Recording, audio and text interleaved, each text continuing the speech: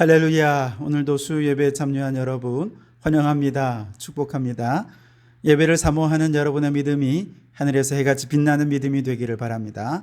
오늘 이 시간 우리에게 주신 하나님 말씀은 갈라디아서 5장 22절 23절 말씀을 함께 보도록 하겠습니다.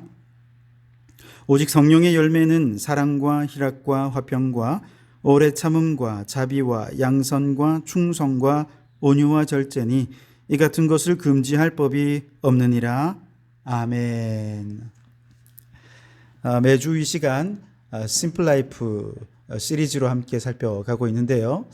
우리가 이 단순한 삶을 위해서 지켜야 할 것과 또 버려야 할 것들, 그래서 가지치기를 잘 하고 또 버릴 것은 잘 버리고, 그리고 지킬 것, 그것을 단순하게 아주 심플하게 그걸 잘 지키며 살아갈 때 바로 그 단순한 삶이 하나님이 기뻐하시는 삶이 될 텐데요. 오늘은 그 가운데서 지켜야 할 것 아주 중요한 한 가지를 여러분과 함께 나누고 싶습니다. 바로 절제라고 하는 신앙의 덕목이죠. 갈라디아서 5장 오늘 본문 말씀에 보면 성령의 9가지 열매들이 나오지 않습니까? 그 중에 가장 마지막에 나오는 덕목이 절제라고 하는 덕목입니다.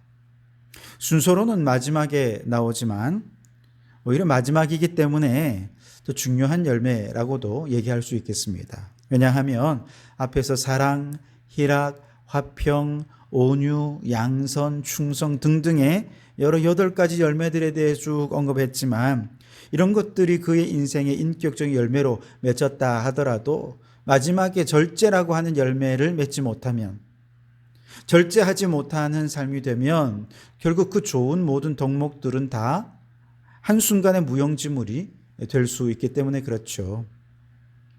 마치 이런 것입니다. 아무리 좋은 성능을 가진 고급차라도 브레이크가 없으면 순식간에 사고가 나버리지 않겠습니까?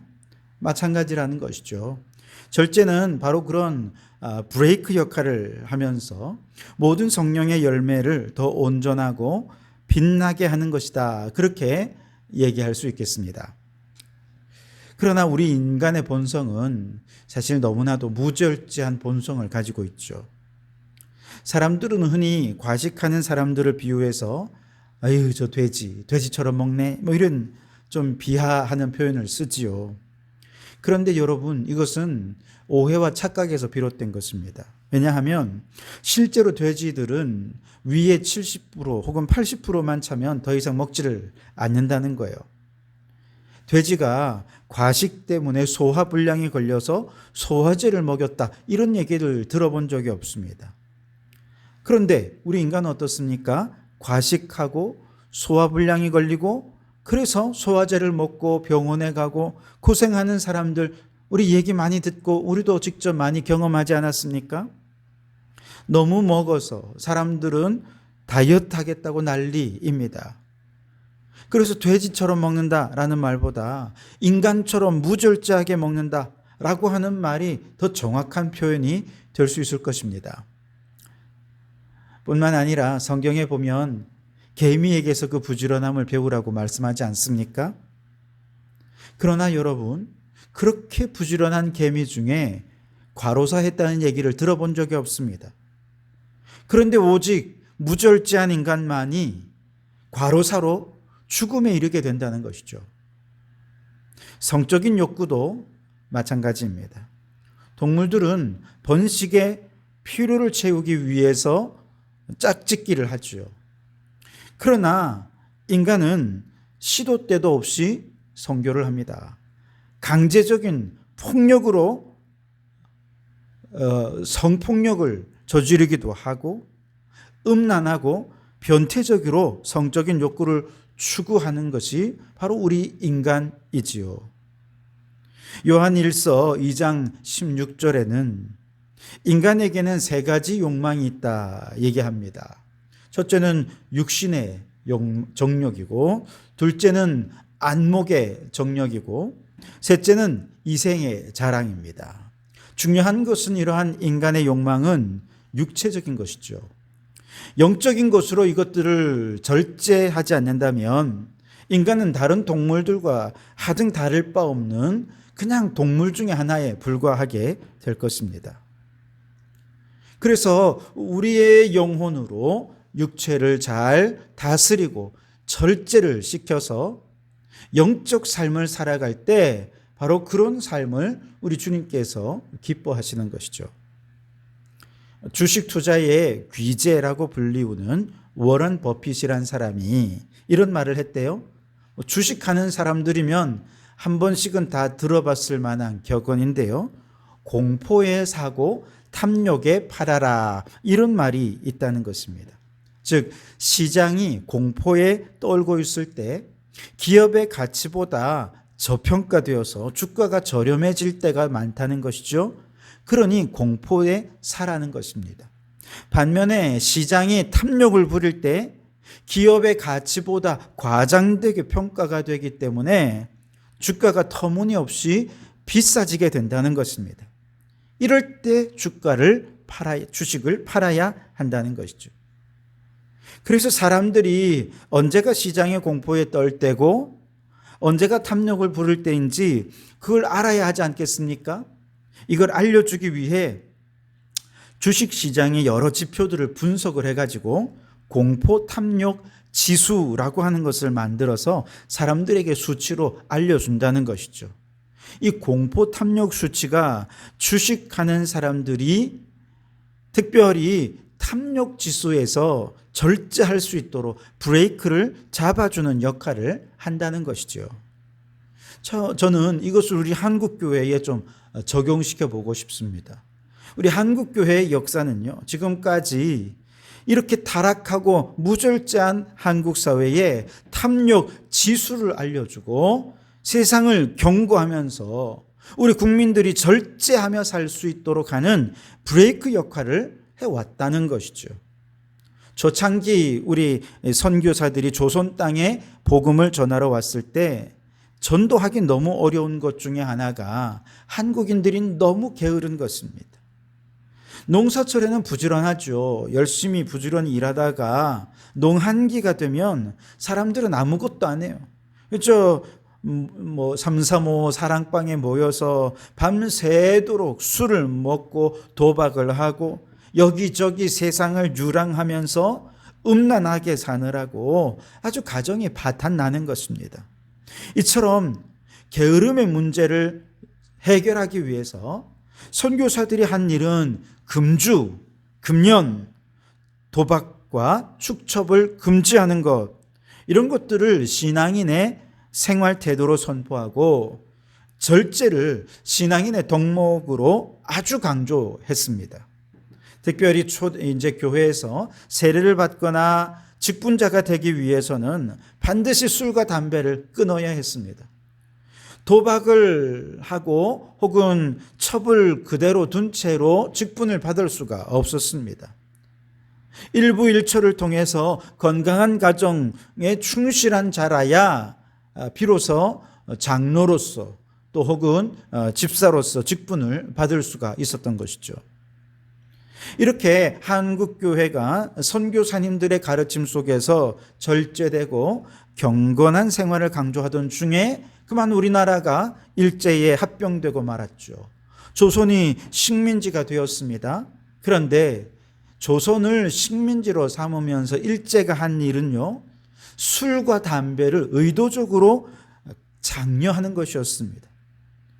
왜냐하면 술과 담배에다가 세금을 매겨서 세금을 더 걷고자 함이었죠. 술과 또 담배는 마약 성분이 아닙니까? 중독이 됩니다. 그러니까 이건 세금이 아무리 많아도 끊을 수가 없는 것이죠. 마치 과거에 유럽이 중국에다가 아편을 막 팔아서 그렇게 떼돈을 벌었던 것처럼 일본이 우리나라에다가 술과 담배를 그렇게 강제하면서 장려하면서 세금을 막 뜯어간 것이죠. 여기에다가 공창제도를 운영을 해서 향락적이고 소비적인 문화를 조장을 하게 됩니다. 그 결과 집집마다 아주 세금 폭탄을 맞습니다. 음란과 향락에 빠져서 가정이 불화하게 되고 살림살이가 거덜나고 심각한 문제가 이르게 된 것이죠. 바로 이런 상황 속에서 그동안 한국 기독교회가 성도들을 훈련시켜 왔던 절제 운동을 교회의 울타리를 넘어서 사회 운동으로 발전시켜 가게 되죠. 그래서 일제강점기에는 조선 기독교계가 이제 3.1 운동 이후에 항일 운동의 차원에서 절제 운동을 사회 운동으로 전개하게 됩니다. 이 절제 운동에는 금연, 금주뿐만 아니라 아편을 금지하고 공창제도를 폐지하고 일반 국민들의 생활을 개선하고 소비 절약하는 것을 일상생활 속에 이제 실천할 수 있도록 그렇게 절제 운동을 벌여갔던 것이죠.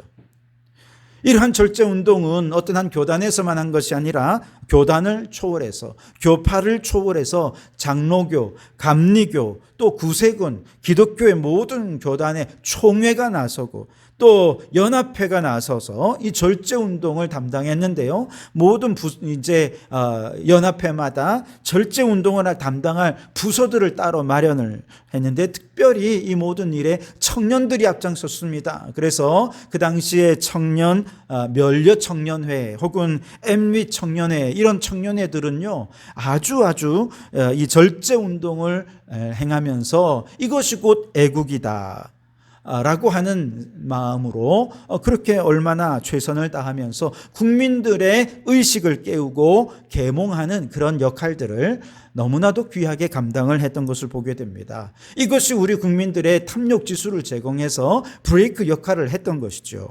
이러한 절제 운동은 부흥 운동과 연결이 됩니다. 그래서 1903년 원산 부흥회 이후에 절제 강연을 통해서 많은 사람들이 눈물로 회심하는 것을 보게 됩니다.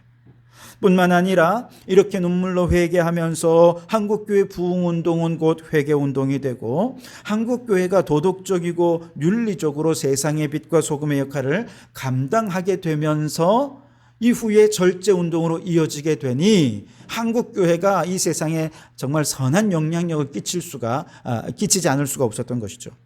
그래서 교회의 부흥운동은 단지 교회 내적인 부흥운동을 넘어서 교회 외적인 사회운동으로 이어져서 농업이 중심이 된 한국에서 농업이 위기를 맞을 때 이 절제운동은 도덕성 회복의 운동을 두면서 농촌운동이 되었습니다. 농촌을 회복시키는 운동이 되었던 것이죠. 게다가 금주 선전대회, 금주 강연회 이런 거, 금주 저축회 이런 것들을 결정해서 금주 금연을 통한 저축운동으로 이어지면서 국민들의 의식과 삶을 계몽하는 매우 중요한 역할을 하게 됩니다. 그랬더니 이 절제운동을 통해서 많은 사람들이 또 예수님을 믿게 되었고, 왜냐? 안 믿는 사람들도 그것이 옳다는 걸 알거든요. 그래서 많은 사람들이 예수님을 믿게 되었고 실제로 국민들의 삶에 절제 모습이 나타나면서 사회적으로는 술, 담배하는 인구가 그 절제 운동을 통해 많이 줄어들었습니다. 수치로 나타났습니다. 아편을 재배하거나 매춘에 관련되었던 사람들도 대단히 감소하게 되고요. 법률도 새롭게 제정을 하게 되는데 미성년자 끼견 금지법 혹은 미성년자 금주법 등이 법으로 정해져서 시행될 정도로 사회에 매우 큰 영향력을 끼치게 되었습니다. 자, 여러분 오늘 우리나라는 어떻습니까? 세계 8위의 경제대국으로 우뚝 섰습니다. 당당히 선진국 대열에 합류했습니다. 1인당 국민소득은 3만 달러를 넘어 이제 4만 달러를 향해 나아가고 있습니다. 문화적으로도 BTS다 아니면은 대단한 그 피아노 콩쿠르에서 우리 한국 사람들이 혹은 스포츠에서 이제 대단히 선전을 하게 되면서 전 세계가 한국을 주목하는 시대를 우리가 살아가고 있지 않습니까? 그러나 그 이면에는 인구가 4천밖에 안 되는 우리나라가 수억 명의 미국 인구만큼의 탄소를 배출합니다. 엄청난 플라스틱을 쏟아내는 과소비에 물들어 있는 것이죠. 더 많은 소비를 위해서 더 많은 에너지를 필요로 하고 더 많은 에너지를 만들기 위해 더 많은 화력발전소, 원자력발전소 지으려고 하지만 재생에너지로의 전환은 무관심하기만 합니다. 전 세계가 우리나라처럼 절제하지 못한 채 이렇게 과소비를 한다면 지구가 2개가 더 있어도 모자랄 것이라고 이야기를 합니다. 지금과 같은 모습으로는 결코 지속 가능한 미래란 우리 앞에 없을 것이 자명한데도 우리는 현재의 발전상이 영원할 것처럼 현재에 도취되어 있습니다. 그러는 동안 전 세계는 산업 문명을 벗어나 지금 생태 문명을 향해 나아가고 있습니다. 새로운 세계의 질서로 전환되는 정말 엄청난 큰 시대적인 전환의 흐름 속에 발빠르게 움직이고 있습니다. 소위 선진국이라는 나라를 가보면 우리나라처럼 이렇게 무절제한 나라 잘 없습니다. 가까운 일본만 가봐도 생태적인 문명으로 이행하기 위해 온 국민이 절제하는 생활이 습관이 되어 있습니다. 생태적인 삶으로 전환하고 있는 것이죠. 우리는 여전히 산업 문명의 관점에서 우리나라가 일본보다 더 잘 살게 되었다 자랑스러워하고 뿌듯해하지만 여러분, 착각이라는 것입니다. 우리나라가 지금처럼 과소비에 물들어서 절제하지 못하고 풍요와 편리함에 빠져서 계속해서 기후 악당 국가, 기후 깡패 국가로 세계의 비난을 받는다면 우리나라 미래가 없습니다. 지금은 선진국에 편입되었다고 막 샴페인을 터뜨리고 있지만 그럴 때가 아니라는 것입니다. 코로나의 이후 심각한 경제적인 위기에서 그보다 더 심각한 기후위기가 계속해서 우리나라를 덮쳐오고 있습니다. 이미 위기가 시작이 되었죠. 지금이야말로 절제할 때입니다. 생태적인 문명으로의 문명의 대전환을 준비해야 할 때라는 것이죠. 과거 선교사님들이 절제운동이 조선 말기에 게으르고 향락적인 이 나라 국민들의 문화를 부지런하고 정결한 문화로 변화시켰을 때 우리나라의 대전환의 역사가 일어났던 것처럼 오늘날 우리 한국교회의 절제운동이 절실합니다. 우리 한국교회가 앞장서서 우리 성도들부터 일상의 삶에서 절제하고 심플한 삶으로, 단순한 삶으로 그렇게 변환될 때 생태 문명으로, 산업 문명에서 생태 문명으로 이 전환되는 이 전환의 과정에서 한국교회가 아주 중요한 역할들을 감당하게 되어질 줄 믿습니다. 자, 이를 위해서 우리에게 중요한 2가지 변화가 필요한데요. 우선은 우리의 생각이 변화되어야 합니다. 로마서 8장 5절 6절에 육신을 따르는 자는 육신의 일을, 영을 따르는 자는 영의 일을 생각하나니 육체의 생각은 사망이요 영의 생각은 생명과 평안이니라 라고 말씀을 하십니다. 유한한 지구에 한정된 자원을 가지고 있으면서도 무한히 계속해서 발전할 것이다. 이런 환상과 착각에 빠져서 무절제한 삶을 살아가는 현재의 삶을 성경은 육체를 따르는 삶이라 그렇게 얘기를 합니다. 반면에 이제 우리는 성령의 생각으로 우리의 생각이 먼저 달라져야 한다는 것이죠. 성령님이 우리에게 주시는 생각은 현재의 쾌락과 즐거움에 빠져 있는 것이 아니라, 여기서 샴페인 터뜨리고 있는 것 아니라 저 미래의 영광을 위해 오늘 절제하며 살아야 한다는 것이죠. 이러한 영의 생각으로 무절제한 육신의 생각을 절제시키고 싸우면서 경건과 절제의 삶을 살아갈 때 우리에게 평안이 주어지고 생명이 주어지게 되는 것이죠. 그리고 더 나아가 우리 후손들에게는 창조 질서가 보존된 하나님의 나라를 물려줄 수 있게 된다는 것이죠. 2번째로 우리에게 정말 중요한 것은 뭐냐? 우리의 생각이 영의 생각으로 변화되기 위해 무엇이 필요합니까? 하나님의 말씀이 우리의 삶의 중심이 되어야 한다는 것입니다. 하나님의 말씀은 능력이 있죠. 하나님의 말씀은 무절제한 인간의 욕망을 분별할 수 있는 분별력을 주십니다. 그리고 그 모든 욕망을 끊어내고 절제하는 새로운 삶으로 우리를 변화시키는 능력이 됩니다. 히브리서 4장 12절 말씀해 보시면 하나님의 말씀은 살아있고 활력이 있어 좌우의 날이선 어떤 것보다도 예리하고 혼과 영과 및 관절과 골수를 찔러 쪼개기까지 하며 또 마음의 생각과 뜻을 감찰하신다라고 말씀을 하시죠. 모든 사람들이 풍요와 부요와 편리함이 주는 이 안락함에 빠져서 과도한 욕망을 분별하지 못하고 있습니다. 당연하다고 생각합니다. 그리고 지금보다 어떻게 하면 더 발전할 수 있을까? 어떻게 하면 더 성장할 수 있을까? 어떻게 하면 더 풍요로울 수 있을까?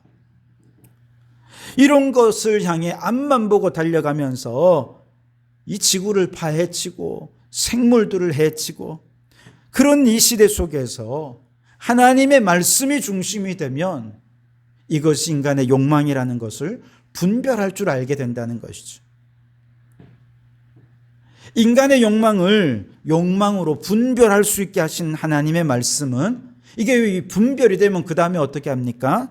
이제 말씀이 그 다음엔 칼이 됩니다. 날카로운 수술칼이 됩니다. 사람들의 죄에 있는 이 영혼 속에 있는 죄악의 암덩어리들을 제거하도록 도와주시는 것이죠. 우리의 몸속에 있는 수많은 세포들이 있지만 어떤 세포도 무한하게 성장하고 무한하게 분열하는 그런 세포는 없습니다. 무한하게 번식한 세포는 없어요. 유일하게 딱 한 가지 세포가 있는데 그것이 암세포입니다.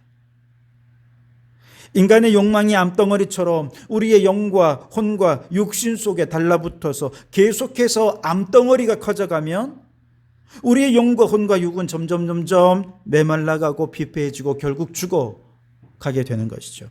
그래서 하나님의 말씀이 수술칼이 되어서 욕망의 암덩어리를 도려내고 잘라낼 수 있어야 됩니다.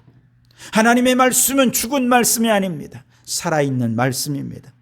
하나님의 말씀은 수술용 칼입니다. 저 레이저 칼보다 더 예리하고 정확한 성령의 검입니다. 이 성령의 검이 우리 안에서 욕망의 암덩어리를 잘라내고 도려내어야 비로소 경건하고 절제하는 새로운 삶을 시작할 수 있게 되고 새로운 삶을 시작한 그들이야말로 새로운 시대로의 전환을 이끌어 갈 수 있는 주인공이 되는 것이죠.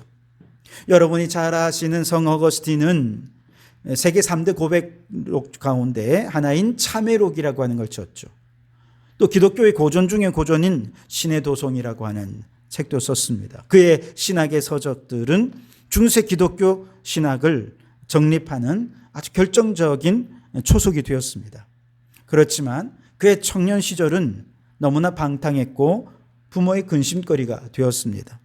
어거스틴은 10대를 불량배들과 어울려 쾌락을 따랐고 도둑질도 하면서 방탕하게 보냈습니다. 20대에는 정식적인 결혼도 하지 않은 채 한 여자와 동거해서 사생아를 낳기도 했습니다. 또한 그 당시 기독교의 이단이었던 만이교에 심취하기도 했습니다. 그러던 32살이 되던 해에 어거스틴은 소나기와 같은 눈물을 흘리며 하나님 앞에 회개하며 돌아옵니다.